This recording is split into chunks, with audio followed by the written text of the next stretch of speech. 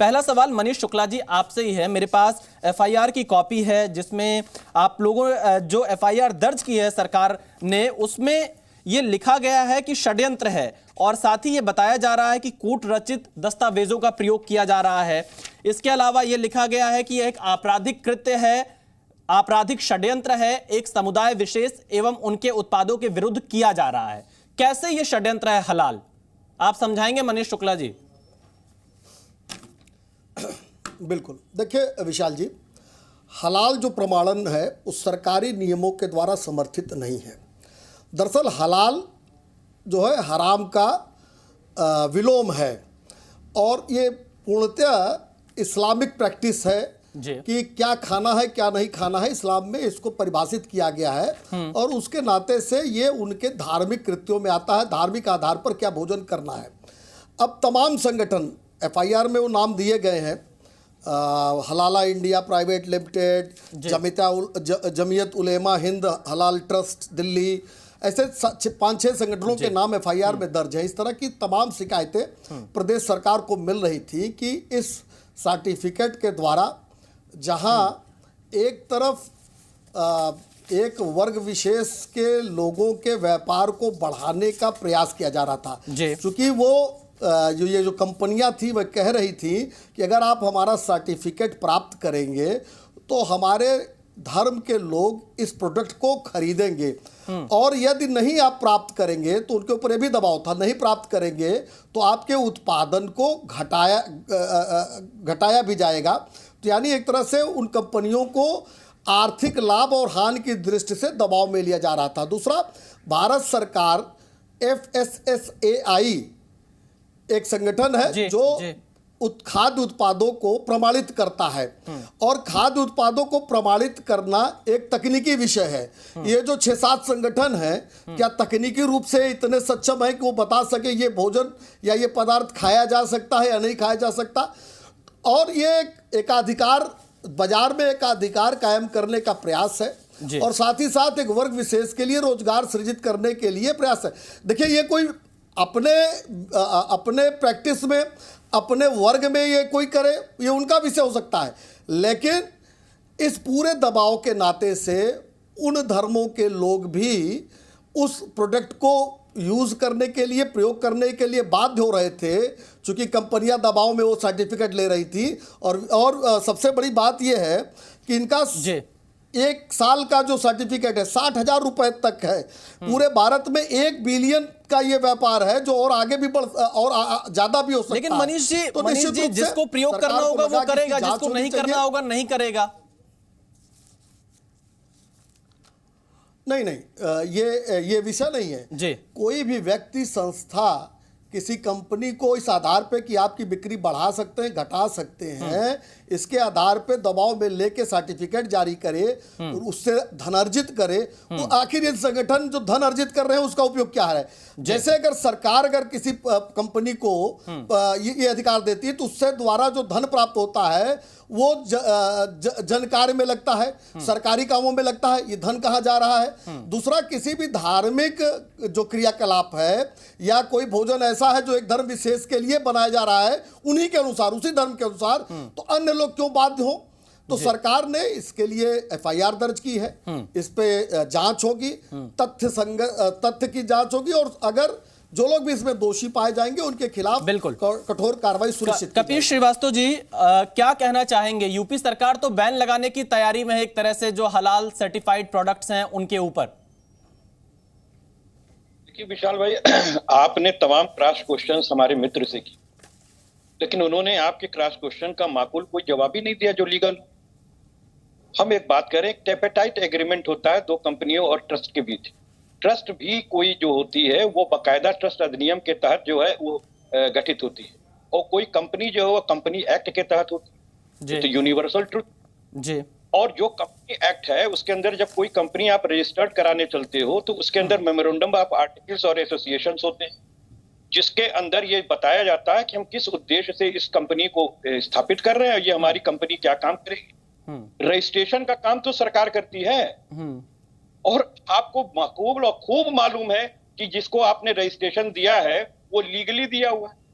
इतने वर्षों से पूरी इंडिया के अंदर ये प्रैक्टिस हो रही है, ये कंपनियां कर रही हैं। और दूसरी बात, आपने जो हजरतगंज थाने में एफआईआर दर्ज किया है हुजूर, ये हमें बताइए का वादी क्या वो कंपनियां हैं जिनको आप कह रहे हैं कि जबरदस्ती उनसे पैसा लेकर के हलाल सर्टिफिकेट दिया जाए? क्या वो शर्मा जी उसी में काम करते हैं क्या?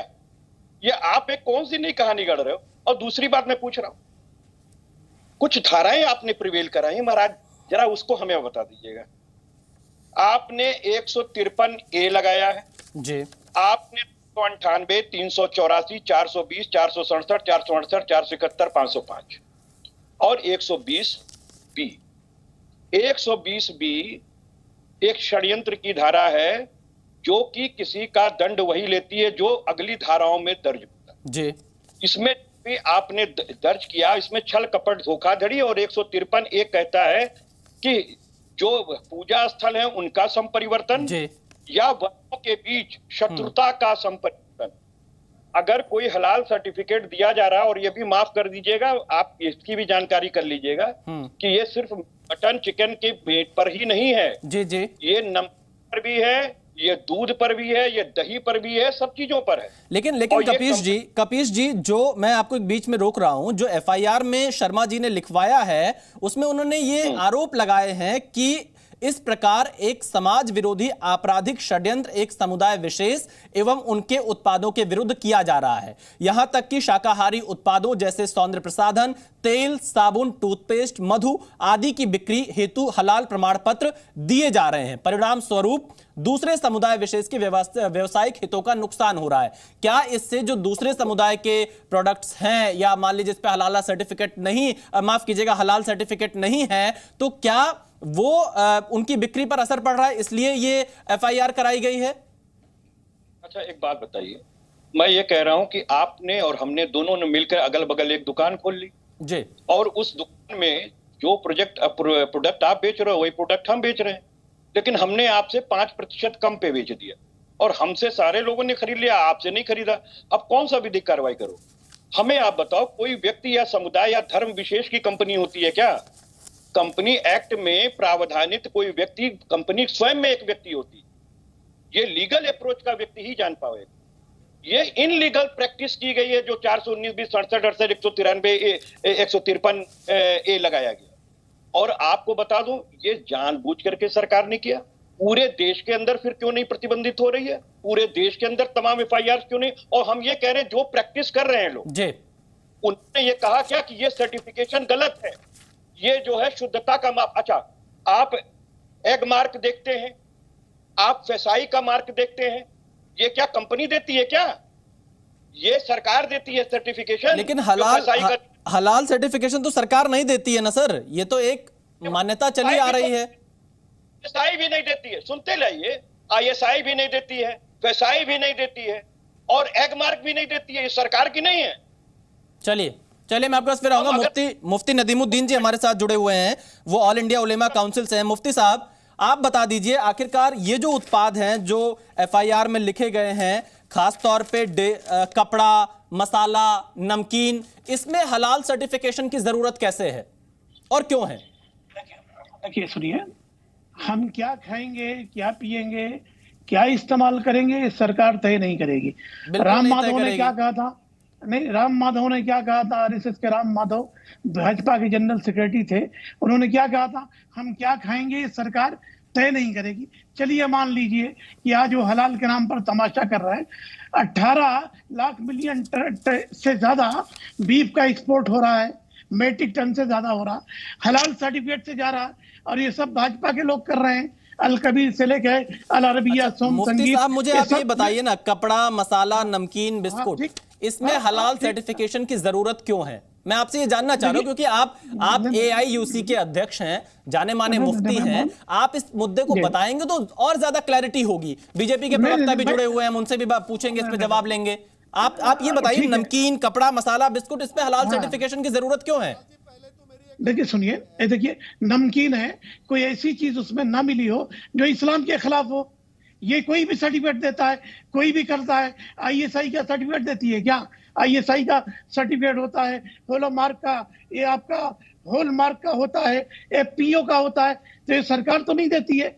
तो मैं कहता हूं कि मेरे हिसाब से अगर उनको लगता है हलाल है इसमें या इस्लाम के अनुसार है तो 25 करोड़ नहीं। आपको यही नहीं मालूम है कि दुनिया भर में हलाल जो कारोबार हो रहा है 10 जो है मिलियन से भी ज्यादा डॉलर का हो रहा है, बिलियन डॉलर का हो रहा है।